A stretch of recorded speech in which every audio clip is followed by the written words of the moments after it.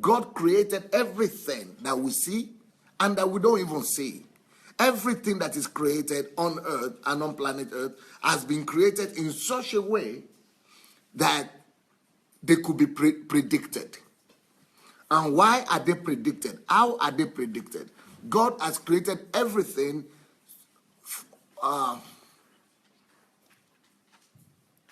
by laws and principles. God has put everything he created under certain fixed laws and principles. So that it will be easier for all of us, so that it will be easy for anybody to know that life is predictable.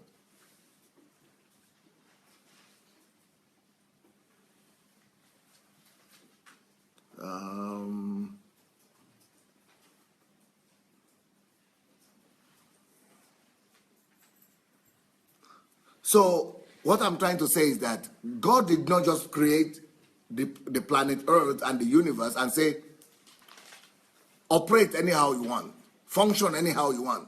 So today it could function this way, tomorrow it could function that way. Today the sun might come out, and the next time it could come out could be next year. And maybe we woke up this morning, we know that there's going to be a dawn, there's going to be a morning, and then we are not sure. Will it be a dawn? Will there be a night today? We will have darkness today? We will go to sleep today? Would there be a dawn tomorrow? We are not wondering about those things. Why? Because that is predictability of nature. And that is the predictability of creation. God has created everything so that everything on the earth is governed by fixed laws and principles. That's what I wanted to say. The earth is made to operate and to function under fixed laws and principles. So much that we could know what to expect. So, for example, we know when winter is coming. And we are in winter here, for example. And we know, and we could easily say that after winter, we are going to have spring, right? We're going to have spring. And when somebody says, what is spring? Another person could stand up and begin to describe that, you don't need to, just like saying, I'm a prophet. This is January. I prophesy that all these trees that have lost their beauty and their leaves, you see the trees now. See these trees? They don't have leaves anymore. You see, the leaves have dropped. They don't have to. I'm a man of God. I prophesy in the name of Jesus. By the end of March, if the leaves don't come back, say I'm not a man of God. I prophesy that, you see all these places where the grasses are no more growing because the snow is on top of them and they are all dead. In the name of Jesus, I pour oil on them. This grass, by April, if they don't grow up, say I'm not a man of God. By April, by force, they must grow up. They must grow up because I have prophesied it. Why is it that we don't need prophets to tell us about that? Why is it that we don't need men of God to come and pour oil for the grass to grow or for the trees to begin to have their leaves back? Because God himself had made the creation and nature to be predictable. So now you tell me, if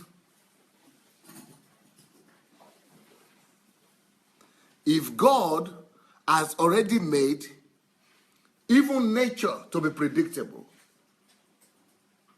do you think God cares more for ordinary leaves than he cares for me and you? And we are supposed to be the Lord of creation. We are the ones who are not just supposed to be superior to leaves and trees. We are the ones who are supposed to be managing the whole earth, including animals, birds, leaves, trees, forests, everything. They have been put under our supervision. So now, if the future of weather could be predicted, and that's why you have all this weather forecast, and they're telling you what's going to happen. There's going to be rain tomorrow. Those guys, they are doing a better job than any prophet I know. Those weather broadcasters, or what do you call them? Huh? Yes, those weather broadcasters, they could, you go and line up the best 20 prophets that you know in the world. Go and bring them. And I'm going to just bring the one. One weather broadcaster. One, just one. Not 2. Not 10. Not 100. Just one. Let the prophets now come and tell us everything that will be with nature, with the world. What weather will be in Australia, in America, in Japan, between today and next Monday or Friday. And let the experts come and line up and tell you. Let's see who is real prophet. You will begin to worship the broadcaster soon. And take him all the money to him. Just for you to know how far we have all drifted.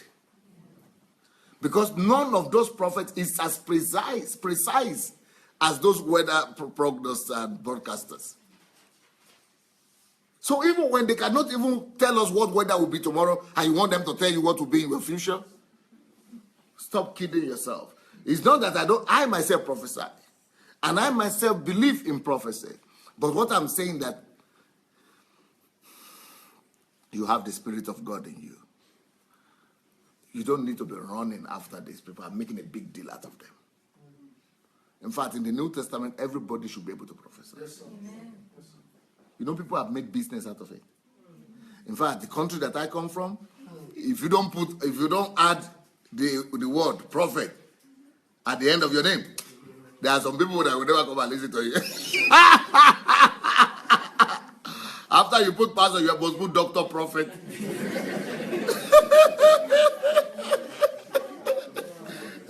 That's when you are tough. You can be your own prophet. So if weather broadcasters or weather readers, if they can do a better job than prophets, why do I need this kind of prophets? So why is it that a weather forecaster will be able to tell me what exactly will happen in nature tomorrow, day after tomorrow, even next week? And you say you can tell me my own telephone number, and you cannot tell me the weather. So what's the difference? Telephone number is more complex, Telephone number is more complex than weather. And you cannot get the weather. You tell me you want to tell me telephone number. I know somebody has given you that telephone number. What does God? What business does God have revealing my telephone number? I already know it. I already know it. What business does God have telling me the color of my underpants? I don't even remember myself. I'm in my underwear. They are calling people's pants and underwears and telling them the color. I don't even remember what color is my own for sure, frankly speaking. Why? What does that matter? Or my account number, I don't remember that one too. Or credit card number. Are you a thief? In my country, we call them scammers. 419, we call them. You don't, even if you are a decent person, even if you are seeing another person writing his own credit card number, you're supposed to look somewhere else. If anybody is writing their PIN or password, if you are a decent person, you should not look at it. You should not say you know it. And nobody is even showing you are coming to tell me. Now I know where my money goes to when it disappears from my... But, so what am I saying? If the weather forecasters can predict nature and science and everything, it's not because science created those predictions. They only discover them. God himself has arranged everything to be predictable. God himself has arranged everything to be predictable, just like he has arranged that the obvious one is that, after winter we will have spring. After spring we will have summer. After summer we will have autumn. So all those things are what God has already placed in nature. Now somebody discovered them and called them names. But the fact that you still have not discovered them doesn't mean that God has not done what he needed to do about it. So the same thing with all of us and with our lives also. Each one of us could take charge of his life and begin to predict what will happen and what will not happen. You can be the prophet of your destiny. You can be the prophet of your life. Over your life. And what is the basis for that?